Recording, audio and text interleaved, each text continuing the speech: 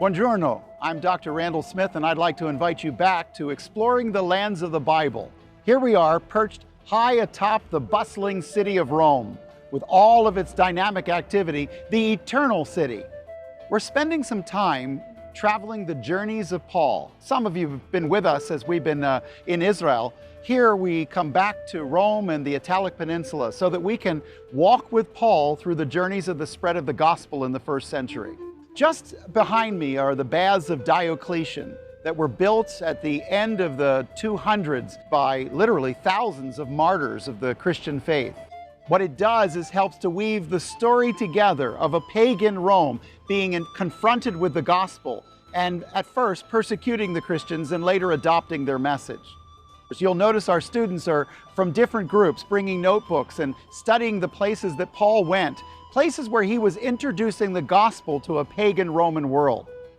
Our attempt is to understand that world, to recognize what were the values of a pagan Roman of the first century, and then to apply it into our own lives to understand that as our universities and our schools around the world are rising in their pagan philosophies and teaching them to our young, how will we confront this with the gospel of Jesus Christ?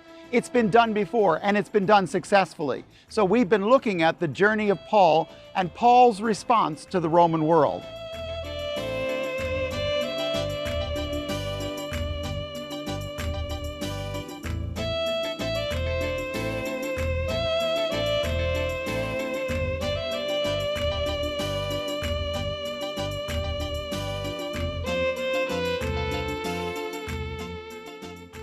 Today we will be in the Italic Peninsula.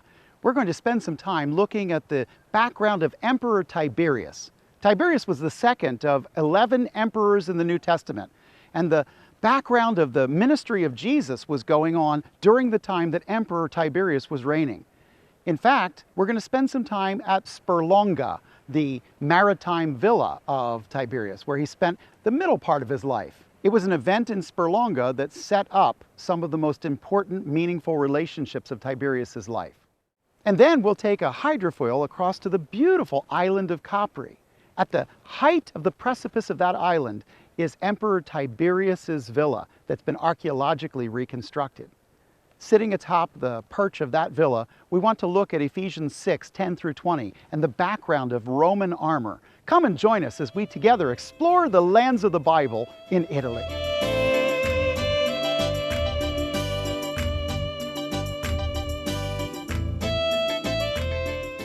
Buongiorno, good morning.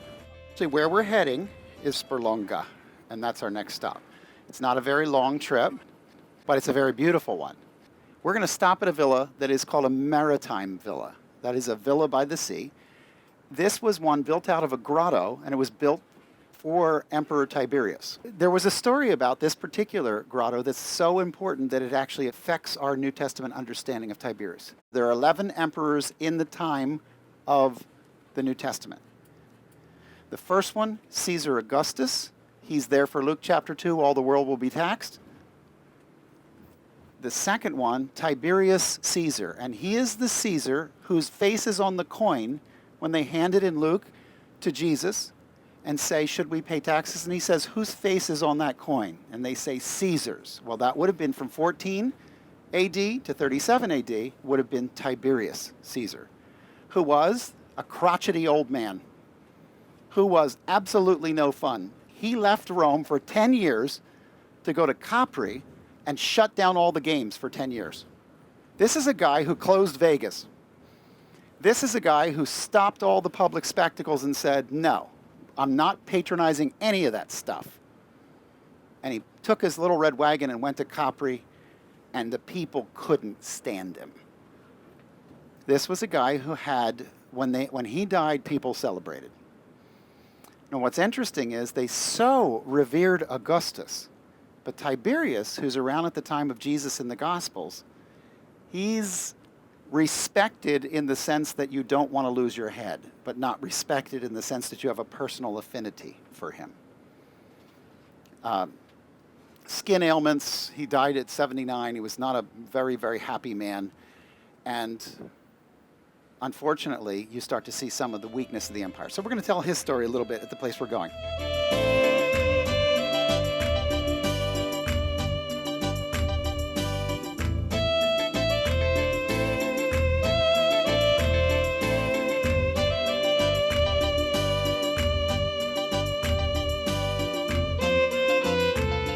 What you're looking at all around you are pieces of artwork that came from the grotto of Tiberius.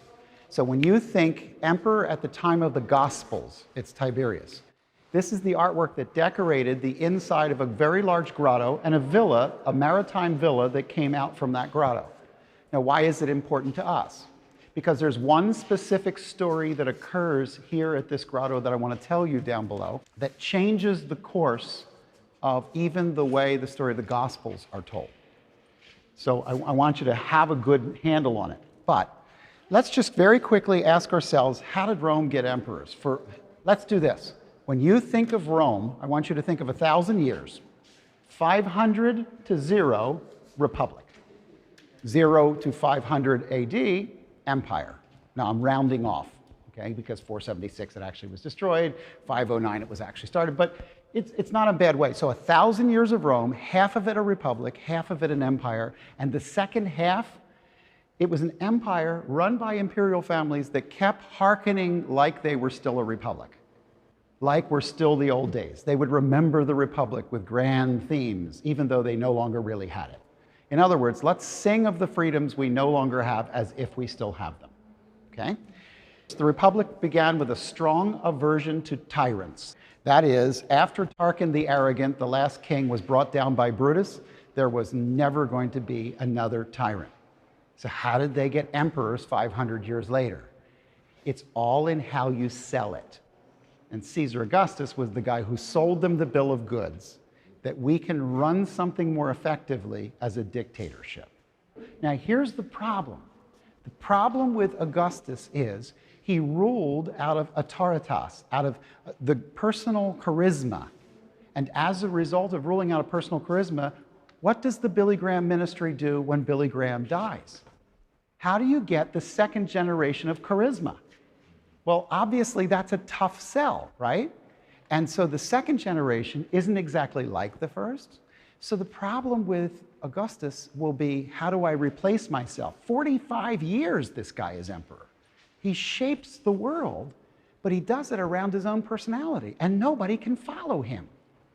Tiberius, whose grotto is remembered here, has the distinction of being the guy who is his pick for emperor because all of his children died. Augustus had children, Gaius, Lucius. He had friends, Marcus Vipsanius Agrippa, Marcellus, one after the other. All of his friends died.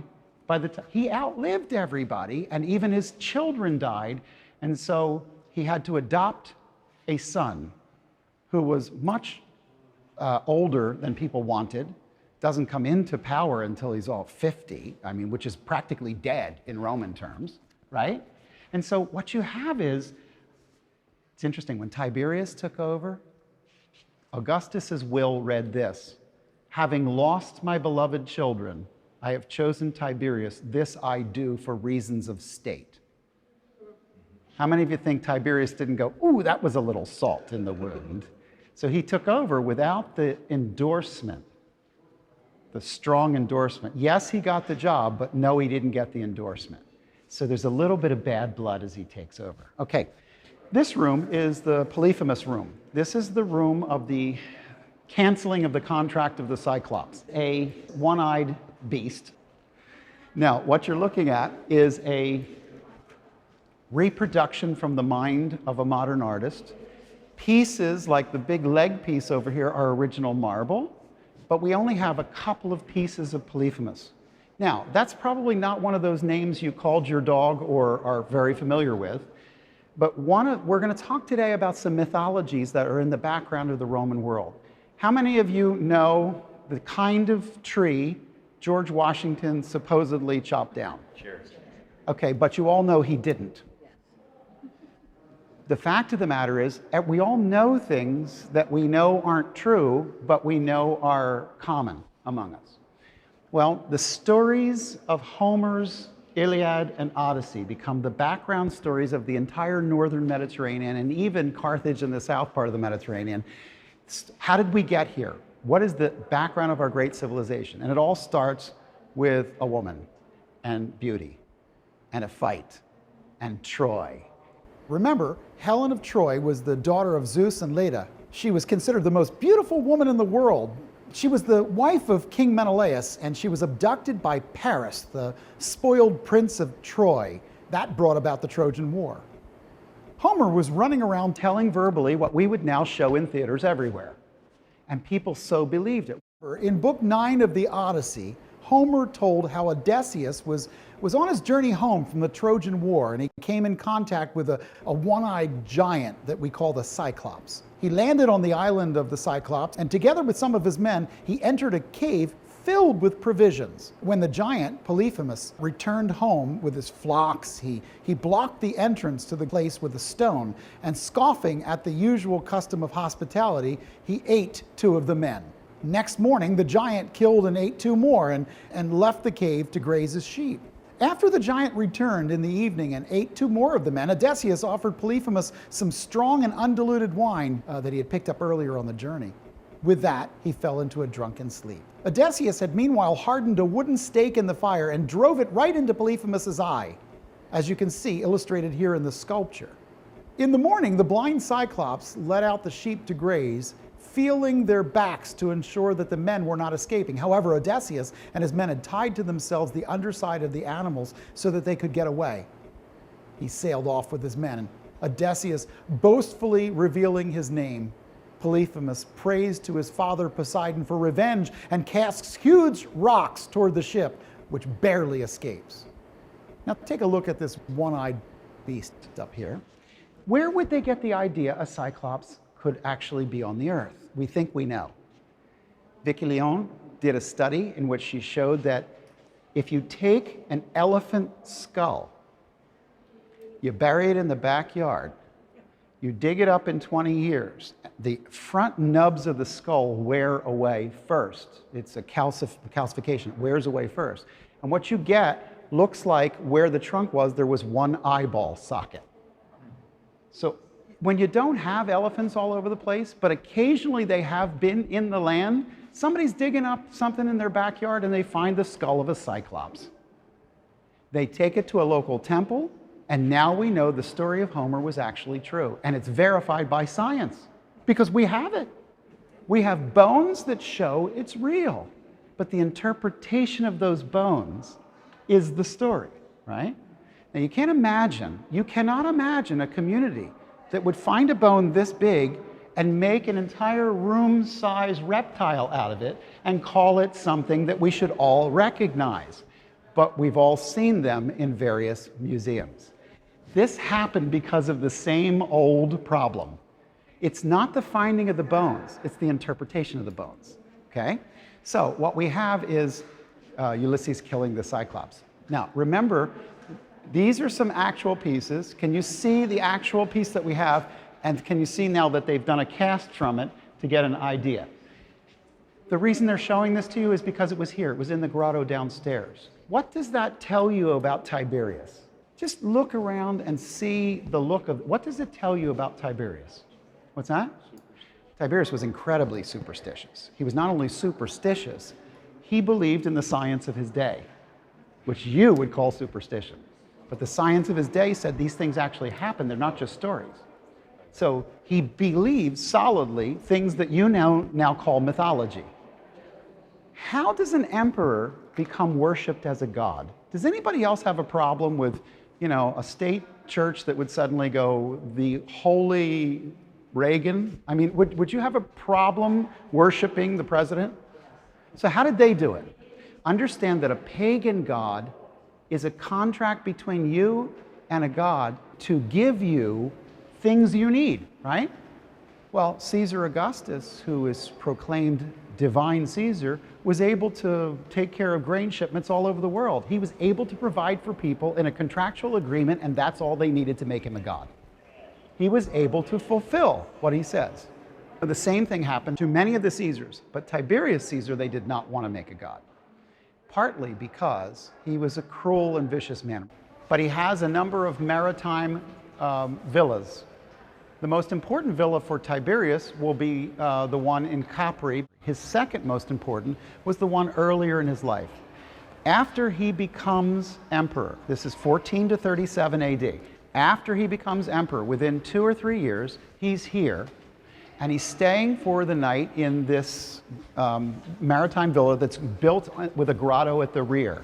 They loved this because it had an ocean breeze that came in, it swirled in the cave. You could lie down, have a triclinium-style meal. There were fish going by. It was the absolute bliss of, here's the word I want you to know, otium, O-T-I-U-M. Otium is productive leisure. Otium is having people explain deep subjects while you sip wine and lie on a couch. And you're all having a marvelous time. And by the way, the more they sip wine, the brighter they sound. Okay, and so you're just sitting there and you're having a convivium as they all just convene together and talk about these wonderful... Otium is productive leisure. And it's so important that you understand that idea. A villa was an idea more than it was a place. A villa was the lap of luxury. It was when that you get to say you have that. Well, you want to have a maritime villa. Okay, all that to say this. There's a very important event that's a life-changing event that happens in Tiberius's life in this villa. We're going to walk down to the grotto in just a few moments. This is a good representation of what it was like. Inside of it, it had many pieces of beautiful art. Take a look over here for just a second. This is a piece of artwork, Scylla, and it's the story. You can read the story if you're looking for it. It's the group of the mythical journey, and some of you may know a great deal about it. I don't want to go deeply into this one, only to say that you're lying in a kline, you're having a convivial discussion about philosophy, about fish, about wildlife, about the nature of things. And all around you is this decorative art that is about Greek stories of the origins of the people that live here, where they come from, what they're about. And it's a mixture of nonsense and truth. Let me say it this way. Today, we have astrology and astronomy. Back then, they were both the same thing. So you could be studying the stars or telling a story of mythology, and it was all one science. I want you to mix it back in your mind, and that's how they told the story of everything. So when they're trying to figure out where did we come from in naturalism, they had a metaphysical component. There were gods and goddesses, there were numinous spirits, there were things going on in the background because they didn't have a way to put it together, right? This is one of their explanations. I want to take you down to the grotto. Interestingly enough, when you study the Gospels, this is as close to the emperor as you'll ever get because there's nothing in Israel that's actually touched by Emperor Tiberius that we know of. But here, you're at a place where he actually was.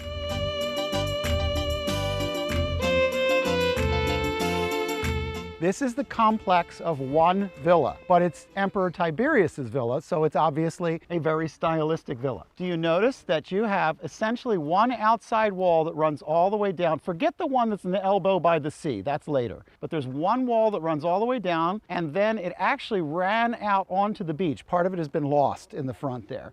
So I want you to come straight down, go crash out to where the swimmers are. Now turn back and come to where the tower is, what looks like a big tower sticking up there.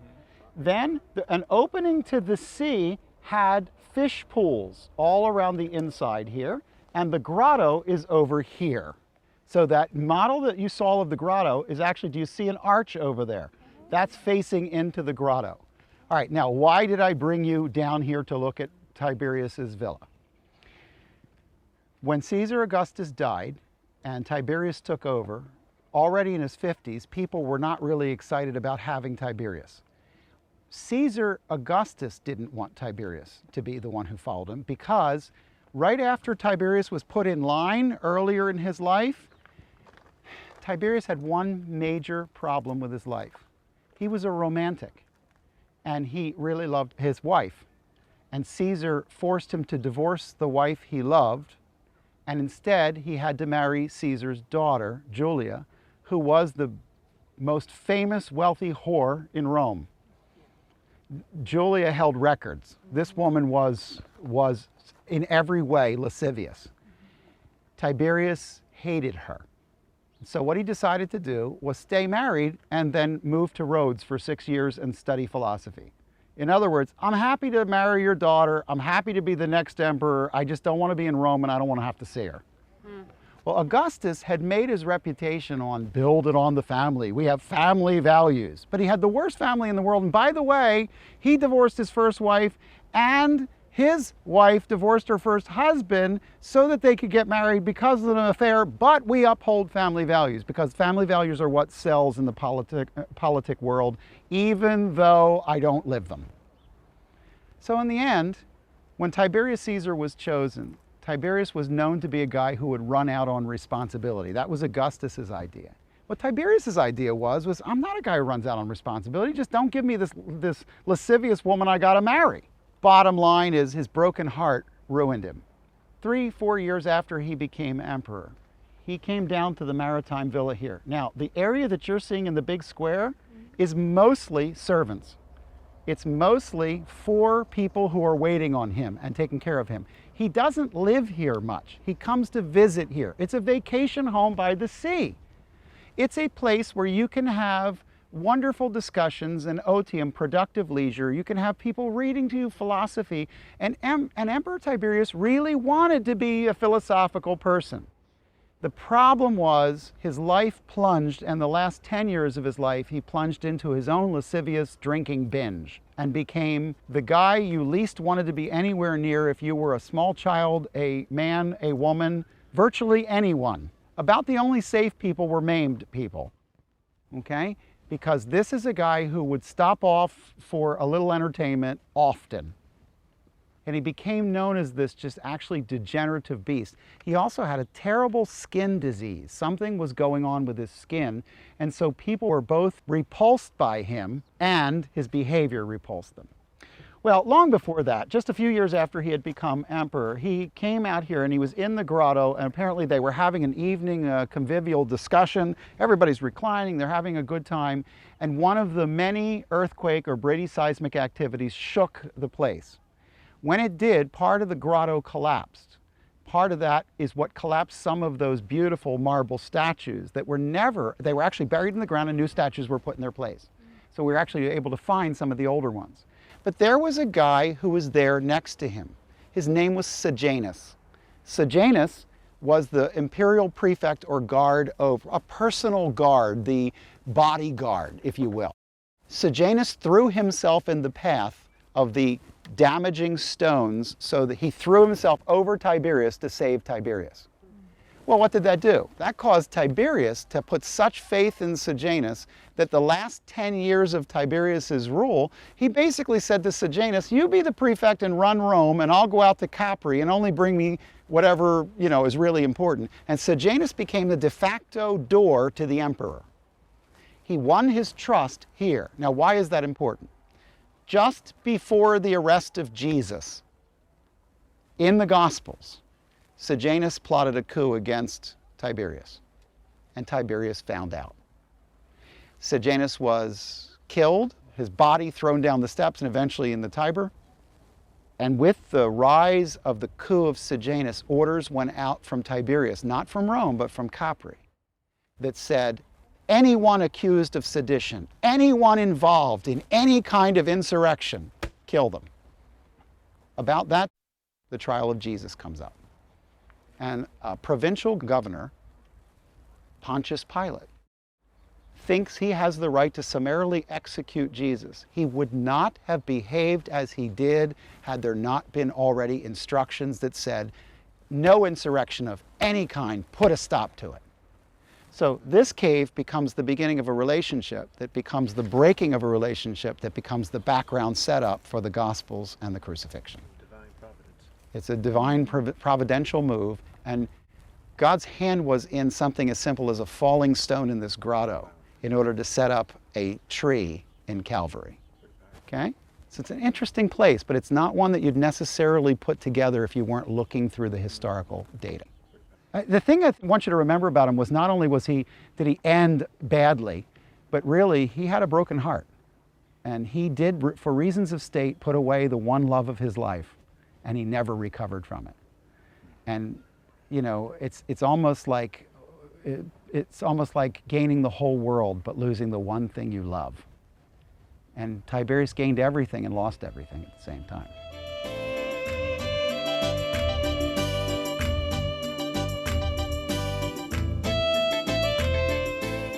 Though Sperlonga was a significant place in Tiberius's life, the next place that we went on our journey is so much more significant. We left the cliffside, beautiful lemon city of Sorrento, and we took a hydrofoil, a fast vessel, across to the island of Capri, and walked up to the top of Emperor Tiberius's old villa called Villa Jovis. Thousands of tourists make their way back and forth from Sorrento over to Capri. It's a daily run of a ferry and the fast hydrofoils. The beauty of the area, the unspoiled beauty of the Bay of Naples is unbelievable. And yet we're here to see the background of how the narrative is affected in the Bible by the places that we see. Ascending up on Capri, we went to the precipice where Villa Jovis stood. That's the ancient place where Tiberius spent the last 10 years of his reign, in seclusion away from Rome. I've often thought about Tiberius running the Roman world from Capri while Jesus was walking on the planet saving mankind in Jerusalem. Tiberius gave inordinate powers to people like provincial governors, people like Pontius Pilate, and Pilate used it to sentence Jesus to death. While we were walking around the area of Tiberius's ancient palace up on Capri, we also took some time to understand a little bit of the background of a Roman soldier. Ephesians 6 talks about the armor of a soldier, but what was their life like? How did a soldier get called up to the army? How long did they serve? We also talk about it in other places, like at Minturno, an ancient Italian city. These are some of the questions we answered while we're looking at the background of the soldiers guarding Tiberius on Capri.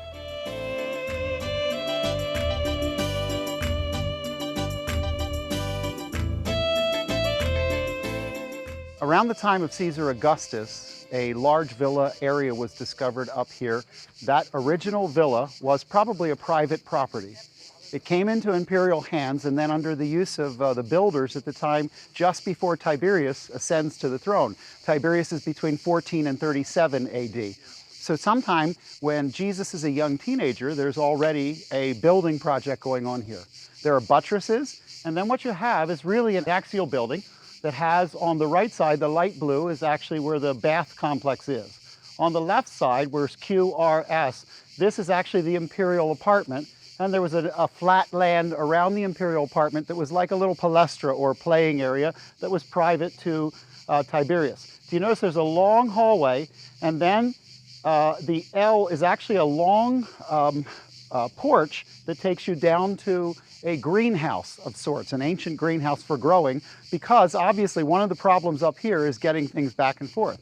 There was a trail up here, but just like fortresses like Masada, it's very arduous to get up and down, so it's very highly protected, right? So the Tiberial area is over here, the bath area is on the right side. Below you have a series of servants' apartments, but then you have a semicircular hall, a reception hall, and that area is used specifically for official functions. We know that Tiberius was here between 27 and 37 in the Common Era. We also know that between 31 and 37, a young man by the name of Caligula was also here. And so what we want to do is go up and take a look at the center section that is dark blue is the deep excavations of the cisterns, because they're collecting the water up here. Look at the size of the living space. Now look at the size of the cisterns. Actually, by square footage, it's almost equal. The cisterns are just a little bit shorter in square footage on surface area. but they're obviously very, very deep plastered cisterns. So the main issue here is going to be water.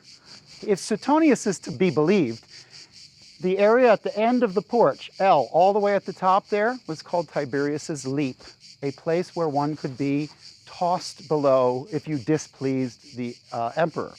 When we get up above, by the way, we don't know if that's true. We just know Suetonius had a way of organizing all of his stories into groupings, like cruelties and meals eaten. But he didn't give you a chronological history, and so it's a little bit difficult to organize the material under Suetonius. Tacitus, who is the good historian, gives you chronological histories, but we are woefully short on source material for the end of Tiberius through the reign of Caligula. So from about 36 through about 41, we're very short on materials, and that's why the reign of Caligula after Tiberius is a little bit hard to discern. I want to take you up, and we're going to go up and take a look at just a little bit of the remains of the foundations. We'll see the cisterns, we'll see the official rooms, and then we want to take a few minutes, talk about what kind of man Tiberius was, what kind of man was the young Caligula that was being trained here, and why would Tiberius hand the reins of an empire over to a young man who, by all accounts, had a cruel tendency even before the fever in 37. So we'll take a walk up.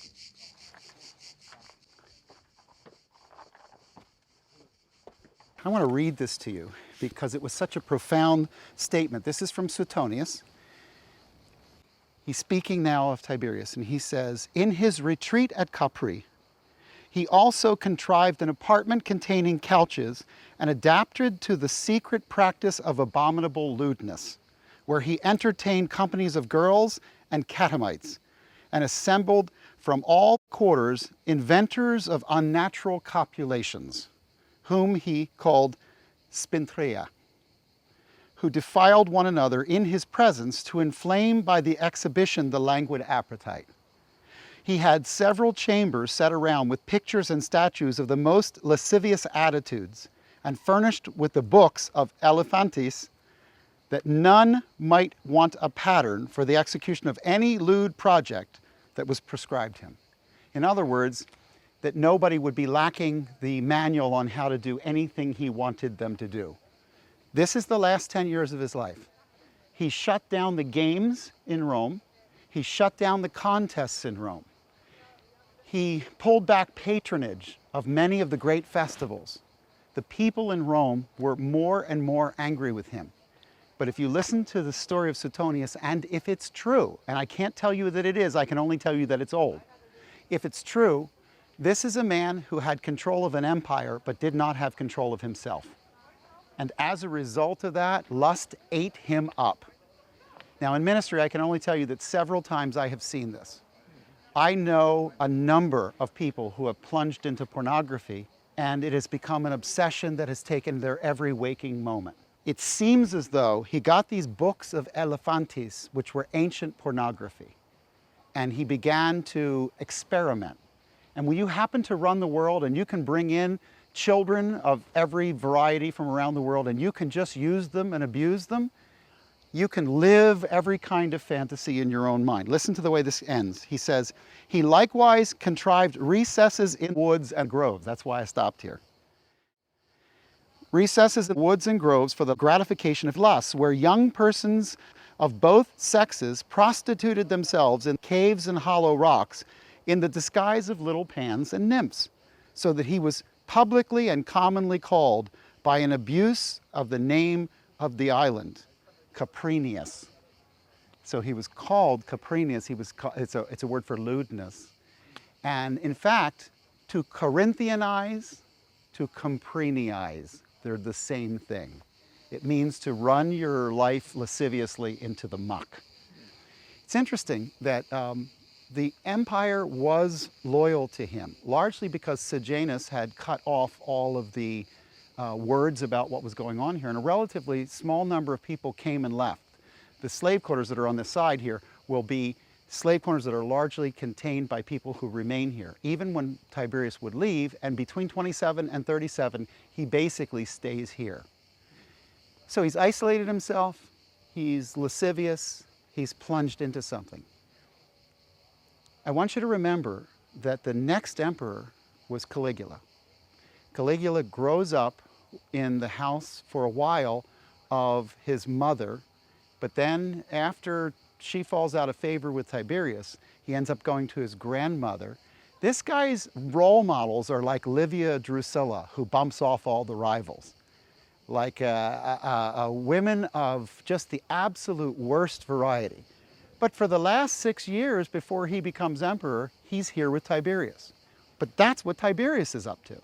So the question is, what kind of person is Caligula even before he has the fever? One could argue that Caligula had a number of things going for him as the child of Germanicus, the popular one who was killed. But his life was made up of basically a divorce, abusive parents, abusive grandparents. His father was murdered. So there's a lot of things stacked against him. There are many who believe, the ancient historians like Dio, there are many who believe that what Tiberius did was unleash Caligula on the empire to destroy it, because he became a bitter old fool. And in fact, in antiquity, they actually argued Caligula was made to be Tiberius's final destructive move against the empire. You have to remember, when Augustus told him he would be the next emperor, or he was in the running to be the next emperor, he left. Because Augustus made him give up the one wife he loved and take on a wife he didn't. And because of the bitterness of his heart. So look at this, look at the stages. He's happy, then he's given great privilege, and at the same time, the thing he loves most is taken away. He becomes embittered. He's given all kinds of latitude. He now has no one to answer to, no accountability, and he has deep bitterness. And by the end of his life, he's a lascivious fool. I just want to make the illusion that I've known a number of people who are literally swallowed up in their own sin. And by the end, there's nothing left of them. Satan does not want to mess up your life. He wants to destroy it, crush it, absolutely obliterate it. And that happened here. And then the last act of bitterness was turning a madman into an emperor. Two men who controlled an empire but couldn't control themselves. Why did he have to give up his wife? The problem was that in order for Tiberius to become, he was adopted by Augustus, but he was also given Augustus's daughter to ensure that the line, the physical line, becomes the line of Augustus. Unfortunately, he gives up a woman that he loves and ends up with a woman that he doesn't. There's an entry hall right here. Now, we can take a short walk up, and this is the bath side of the complex. Now, when you come inside here, you came in down below here in the entry hall. And then when you skirt back along here, you start seeing that there's a whole bunch of servants' quarters, and there's also a whole bunch of baths. So what we have to do is we have to wiggle up through this area in order to get past the large cisterns in the center, right? So when you're standing inside, when you take a look at this, the barrel vaults and the vaulted chambers here, you'll notice that they have been plastered and they're actually quite cool. One of the problems with even the most expensive villas in the ancient period is there's absolutely no way to get climate control except for the way you angle the buildings. You need airflow. You don't have any cooling system. Now, here's what you're concerned about. Vitruvius said that you need to be concerned about the cold and the angle of the cold, but you also need to be concerned about the angle of the wind and keeping it cool. If you vault the rooms and then you plaster and fresco the walls, you'll actually keep all of the building much cooler.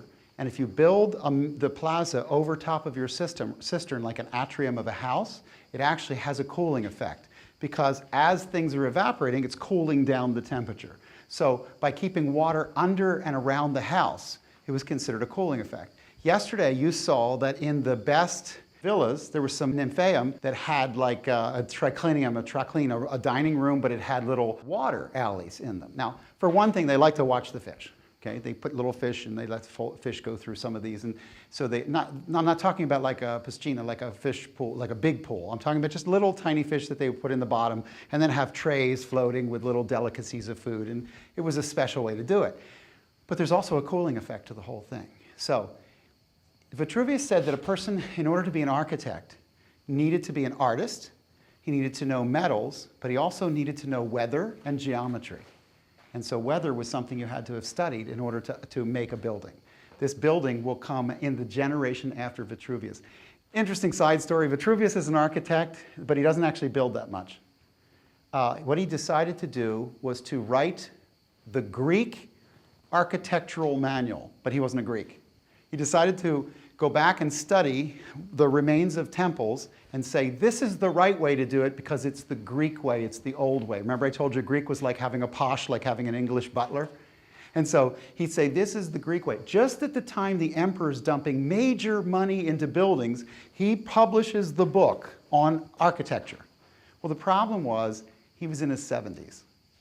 So Augustus passed over him for all of the projects. He wrote the book to get some money, and he dies virtually a pauper, having been the most famous pauper of his day, because his books were widely known, but he never got picked for a project. And so what we do have left are some of the things that he told us about the ancient world.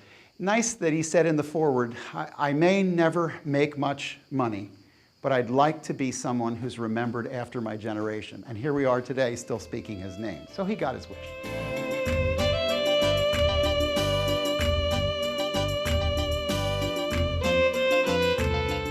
There is a series of groves and caves along this side. And the groves and caves, when I talk about the groves of the nymphs, where he played with sex, that's what this was all for. This was all a garden where he essentially would put children out there, dress them as ancient anima, like numina spirits. They would become ancient numinas, and they would be like trolls of the forest. And he would dress them in costumes, little children, boys and girls, and he would abuse them sexually. This is what he did. He was trying to find a way to go up from the books to the life, and he didn't have video, so this is what he did. What's hard to understand is this is going on just at the time of the ministry of Jesus, right? Now think about it. It means the one who is known as the Son of God is Tiberius. When the Sanhedrin asks Jesus, are you the Son of God? Divi Augusti, the divine Augustus, had only one adopted son, Tiberius. So what he's asking him is not, are you theologically the Son of God? He's asking him, do you think you're the next emperor? That's what he's asking him. Are you raising an insurrection? And the interesting thing is what Jesus is hearing is true words spoken of him in a kingdom not of this world.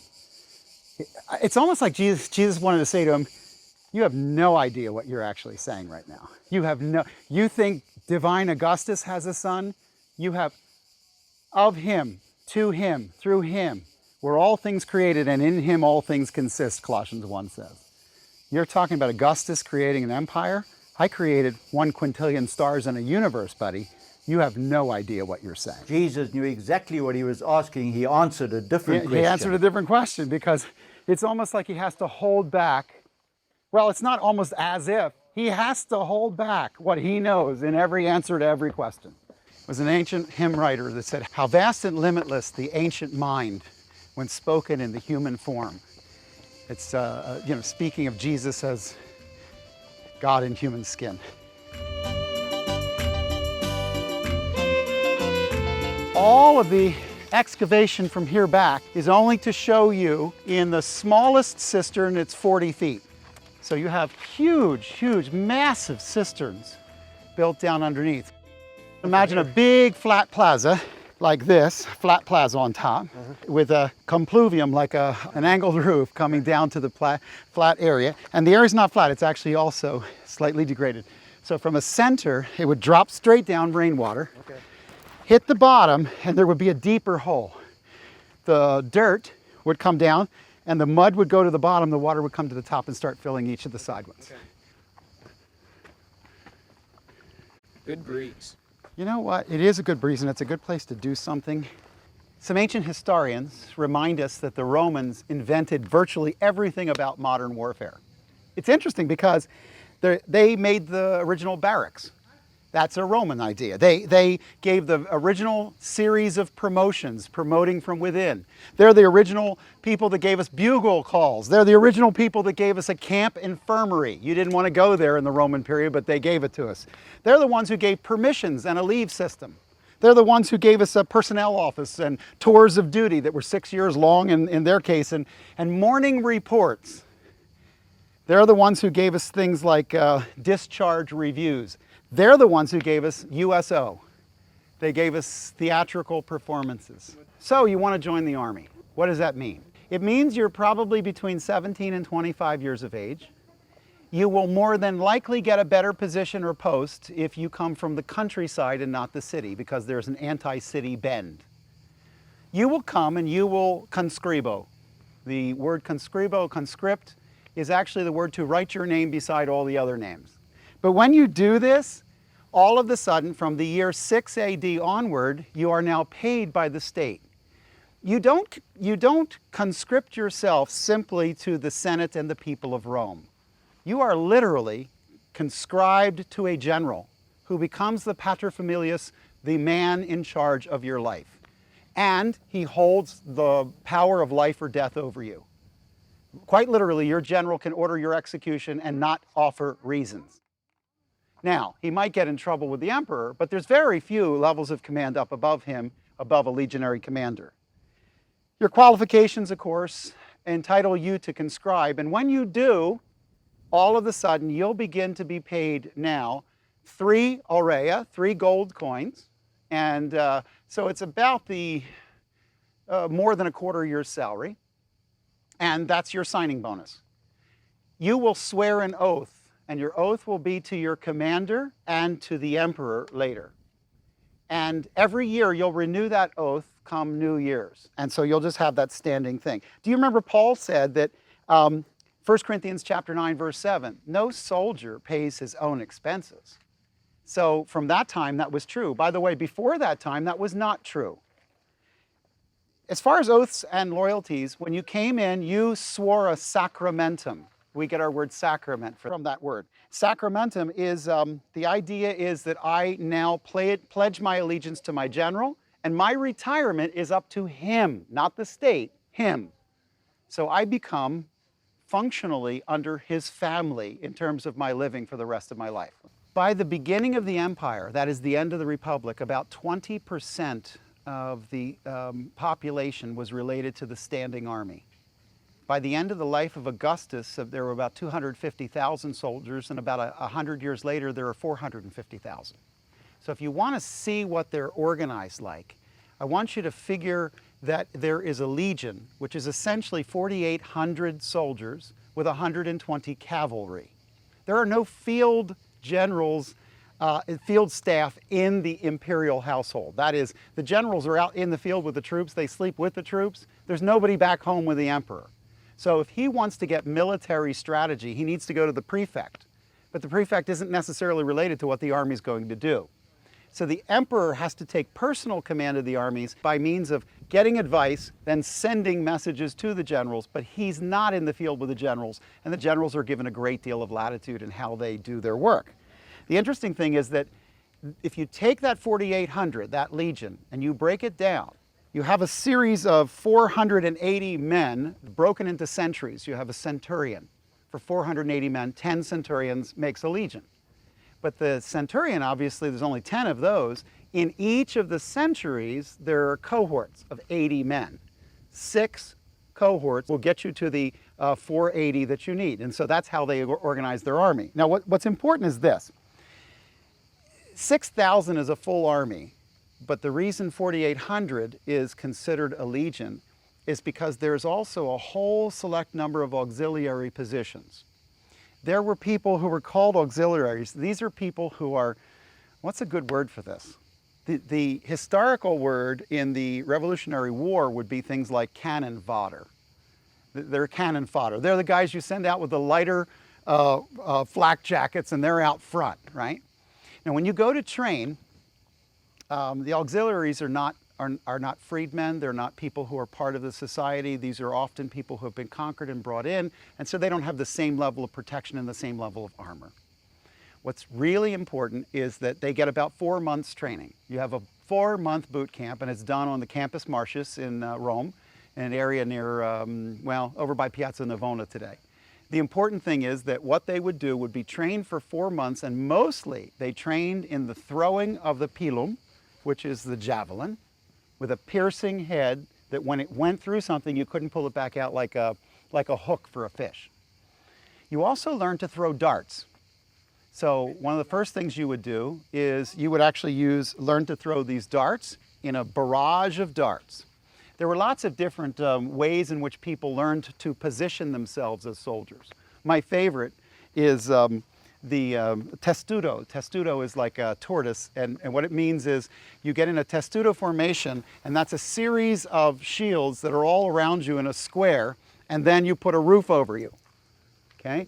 The idea of these blocking shields that become almost like a walking tank of men underneath, that's testudo. But they learned lots of different things over those 4 months.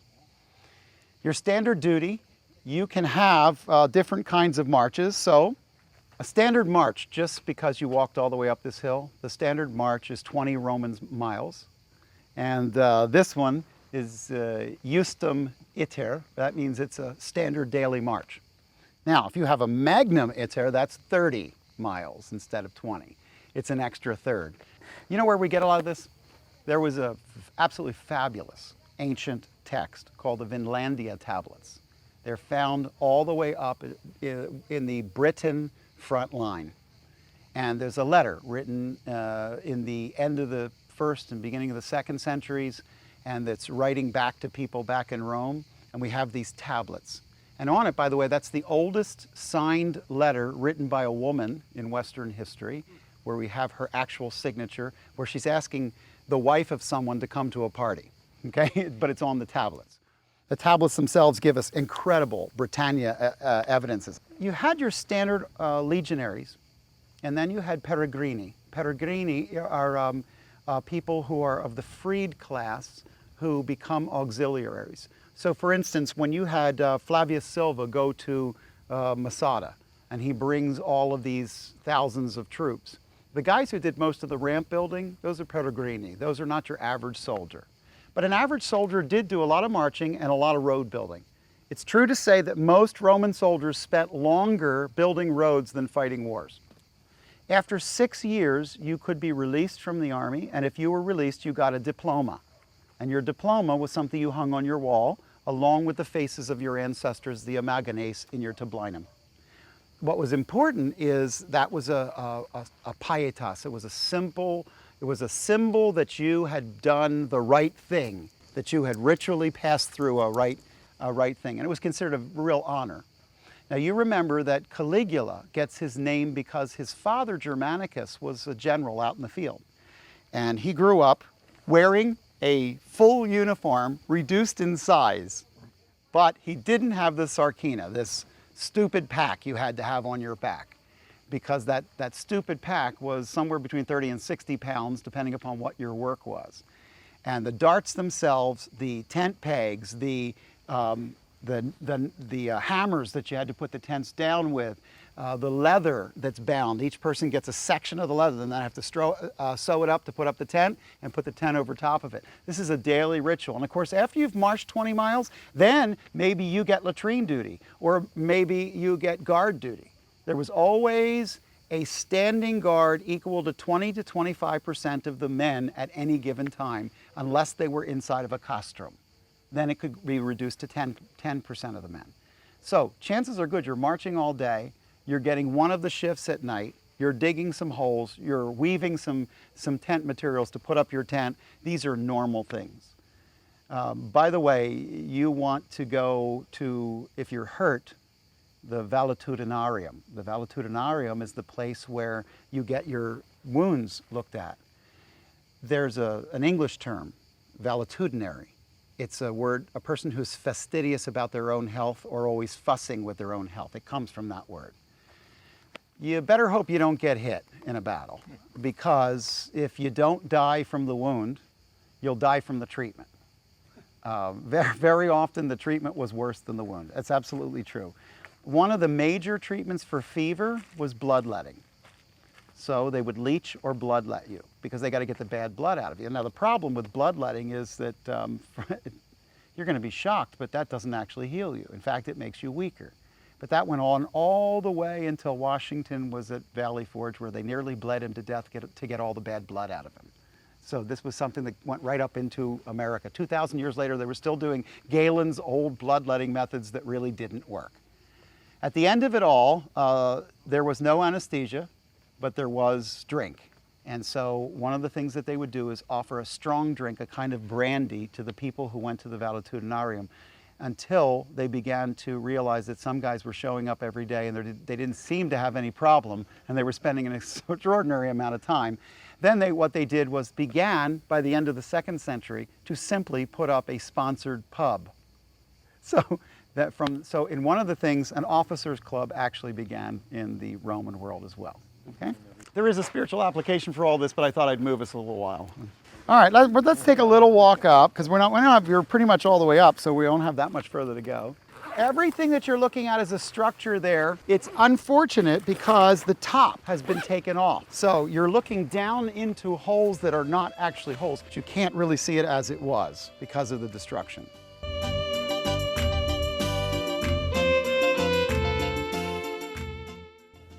So standing at the edge of the imperial reception halls at Villa Jovis, the place of Tiberius's ancient special villa where he spent 10 years, I have at my back the Sorrentine Peninsula, Mount Vesuvio over my shoulder, the Bay of Naples behind me, and the little stretch of water that is between the Sorrentine Peninsula and the island of Capri. What's the point of learning about the ancient way of running an army under the Romans? There's a really important one. Paul wrote to the church at Ephesus, and when he wrote to the Ephesians, he was sitting in Rome. He was under arrest, and he recognized at that time that there were a number of people in the churches that were being put down. Jewish believers were coming in and telling them that they weren't full citizens of the kingdom of God because they didn't have Sabbath, and they didn't have circumcision, and they didn't follow all of the Hebrew scriptures. Add to that they were coming in, and within the churches themselves, they were finding some people who were leaving. And you see in the letter to the Hebrews that some had actually defected from the faith, having won others to Christ and then left Christ. When he wrote to the Ephesians, as he is sitting there under light chain, he's learning that the churches are undergoing a real problem. He's sitting next to a guy on a light chain who's got lousy duty, who used to be a Gaul, who was transferred to being a Roman. And Paul begins to pen out, under the influence of the Holy Spirit, you know what? I watched the assimilation of people into the Roman world, and I'd like to connect the dot between that and what I'm watching as pagans come to Christ. There is a process by which you go through civilizing to become a Roman. And so rather than what we did in America in Iraq, where we released all of the soldiers and turned them out, what they did was co-opted them into their army and then taught them how to be a Roman. And it's interesting because Paul follows the pattern that you see in the making of a Roman from a barbarian when he writes the first 3 chapters of Ephesians, talking about the making of a citizen of the kingdom from one who used to be lost. How did you make a barbarian into a Roman? Well, the very first thing that had to happen was you cannot be a Roman unless you have a Roman name, and you can't have a Roman name unless you're adopted. So you become adopted. But in Ephesians 1 verse 5, he says you have been adopted. It's done in a comitium, and it's done by record. In other words, we don't even know who the guy who adopted him was, and he never met. It's just a formality to give him a Roman name. He has to have a Roman name. And what's very interesting is if you continue to see how this is done, it was done by a purposed administration and a writing of a purposed administration. And you read that same phrase in verse 10 of chapter 1. Let me just go on with the thought for a minute that the whole transposition of what happens in his life is he has to change his clothes. And if you read carefully what happens in chapter 2, he has to go through a transposition and a change. You were dead, you are alive, you were walking this way, you need to learn to walk this way. So he goes through what essentially we would call a civics class. Every Roman soldier was given a token if they came from the pagan world and were adopted into the Roman world. They were given a little token. And that token was put on the bottom of the cuirass, and it is essentially a piece of title to a piece of land on the Tiber River. Now, I'll tell you a secret. There were so many of the same token, nobody was ever going to live long enough to see that piece of land. Do you remember that the book of Ephesians is in 3 parts? In chapter 1, 2, and 3, it's the call of a believer, right? In chapter 4:1 to 6:9, there are 5 times you'll see the word walk, walk, walk in light, walk in wisdom. 5 different walks from 4:1 to 6:9, okay? So the first part is about becoming a believer and the call of God and the inheritance and the seal. The second part is how you act. That's exactly what they did to go from the pagan world to go from the Gaulite world into the Roman world. You go from the pagan world into the Christian world the same way. You got to know who you are. You have to be adopted into the family. You have to understand that you have a seal and a token of an inheritance, and this world is not your home. Then you need to learn how to act, when to stand, when to sit, how to walk, which seats are your seats, which seats are somebody who's more important than your seats. And then the end of the story, the conflict of the believer. The last thing that happened was they were transposed into new uniforms. Chapter 6, verse 10, it says, "Be strong in the Lord and the strength of his might." It's interesting because the command to be strong is actually to be empowered. It's actually a word to be dynamized, to be powered, empowered. And one of the things that they would do is go through a period of training, and then they would be given their pieces of armor. Now, do you remember what they are? The very first one is the belt, right? And he says you put on a belt of truthfulness because you're vulnerable in that area, and the belt has a place to protect you. It's a belt with a point in the front because the smallest gal among us right now could put down the largest, strongest, meanest man among us with one swift kick. So Roman soldiers can go out like this, and if unprotected in one particular area, boom, there he goes down to the ground. It's not really terribly hard to figure out. What is that belt called? The belt. The belt of truth. You know why? Because the most vulnerable part on you is the truth. It truly is. And it's the part you need to protect the most. So before I get up in the morning, before my feet hit the floor this morning, I said, Lord, strap on me a belt of truthfulness so that I might hear and say the truth. Now, for those of you like me who are as verbal as I am, I have a very quiet father, but I came from my mother. So if you're a person who speaks a lot, the temptation will be to say that which is not true, to let it go past your lips. So the belt of truthfulness has to be strapped on. And then a breastplate, a chorus of right choices. It's not a positional term, it's an action term, it's a verb. It's a verbal use of something. So it's the breastplate of right choices. So before I got out of bed, before my feet hit the floor, I said, Lord, not only do I want to speak the truth, but help me to make the right choices that will guard my heart for future. Because that's what a breastplate does. It guards the heart. I want you to guard my heart. What protects your heart is making right choices today will protect your heart for tomorrow. So for instance, if I make good choices, I won't be in the wrong places at the wrong time, which will cause me to put myself in a victimized position and make a wrong choice. And so he says, I want you to put on a breastplate of right choices. Then the third one is I want you to put the cleats on your sandals of the identity that you have in Christ, in the gospel. And so you have these cleats that you put on. It's a cleat that goes over the sandal because the Romans went marching up into the territory of the Gauls and found out it was so wet up there that they ended up on their back. If they swung a really hard sword, they'd end up laying on their back because it was so muddy. So they strapped a cleat over top of it. And that cleat is the identity that you have in the gospel. I think one of the biggest problems we have with the young people right now in the church is they don't know who they are. You can't solve your issues until your identity is standing in who God says you are. That's the gospel. I am not who my mom says or my old boss. I am who the Lord says I am.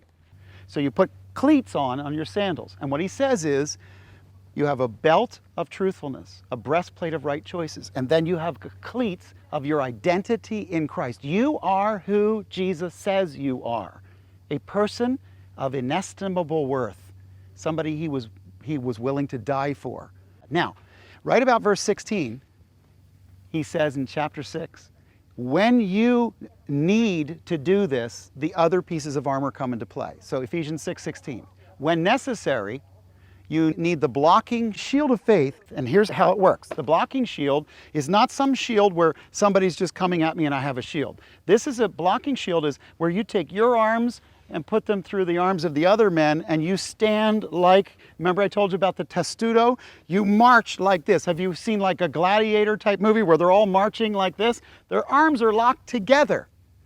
So it says, I put on truthfulness, I put on right choices, I put on my identity in Christ. And when the darts start flying, I have brothers that lock their arms and come together so that I'm defended behind that. And I'm defended over my head with shields and testudo as the darts are coming, and they'll be able to turn back the darts of the wicked one. But maybe at that point, there's a break in the line, and my commander is able to move forward. Remember the plumage that's on the helmet? Not everybody's got plumes on their helmet, but my commander, who's always over to the far right, is blowing a whistle, and I look over, and we're buttressing the enemy, and he's trying to come against us, and my commander figures out that there's a way to break through the line. Do you remember what they were like? They had a plume on them, and it turned sideways, and it was colorful. Why? Well, the problem was, when you're out in a battle and people are getting hit, you don't know when your guys are supposed to go ahead or the other guy. You're hearing people shouting orders and you don't know which one you're following. So here's what he says. You're behind these shields and they're buffeting and somebody's breaking loose. Watch the guy who's your squad leader. Look for that helmet of salvation and come behind it. If he breaks the line, go behind him. Find that leader and find your position behind that leader and make sure that you're in a position to break forward. Watch the one with the helmet of salvation, as he breaks forward. Remember, the helmet of salvation, the protection of a transformed mind belongs to you. And then it says, maybe the enemy will break your line. Maybe he'll get inside. What do you do then? You take not the sword of the Spirit, the rhema, the Word of God, which is the dagger of the Spirit. It's something small and lethal. When the line breaks and the enemy's down around you, you take that dagger and you stick it to the enemy because that's all you have to defend yourself in that hour. But here's what's important.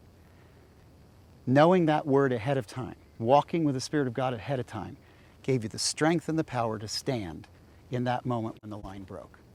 So at the end of Ephesians, you have the armor that is given.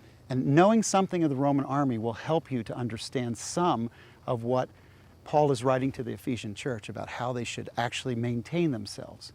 Let me just say this and then I'll quit. Guys, before I get out of bed in the morning, I ask the Lord to put on me a belt of truthfulness. Help me to hear and speak the truth. I ask Him to help me to make right choices because that's my protection for my future. I ask Him to make me understand that my identity is not who I feel I am, but who He says I am. Because there's a lot of days I don't feel like I'm who He says I am.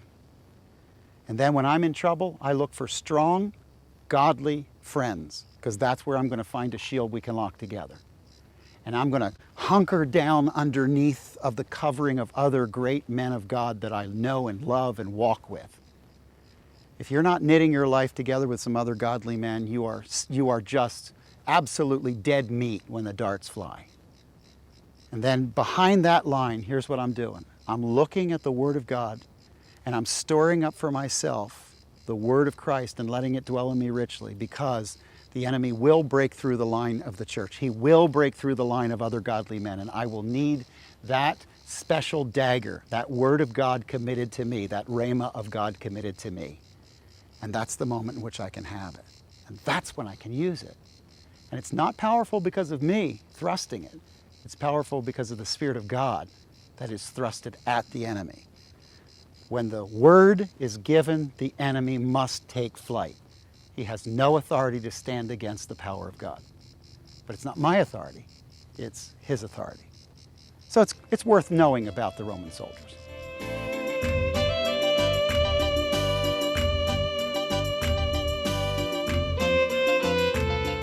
We're grateful that you joined us along the Italic Peninsula, exploring the lands of the Bible, to get a little bit of a background for Emperor Tiberius and the background for a Roman soldier. The Bay of Naples is alive. And And we made our way from Capri across to Sorrento again, and as we did with the sun in the background and the beauty of the water, this was a wonderful day to just take in a little of the beauty of the Bay of Naples. And so we spent a lot of time out on the water, moving from the island of Capri over to Sorrento and into the bay. Join us again as we continue exploring the lands of the Bible.